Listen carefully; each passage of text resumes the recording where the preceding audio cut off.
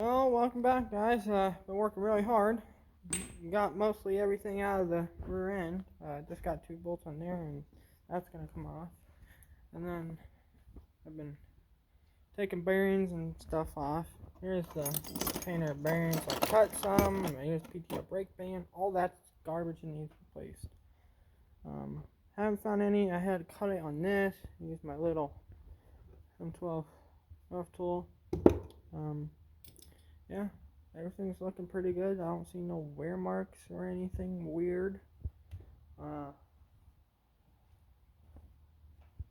So, yeah, we're almost done. Then we can wash this and clean it out and start installing new parts in the rear end. I got to go through those bolt onto the rear end and go through them, and then I can put them on the rear end together. Here's the transmission.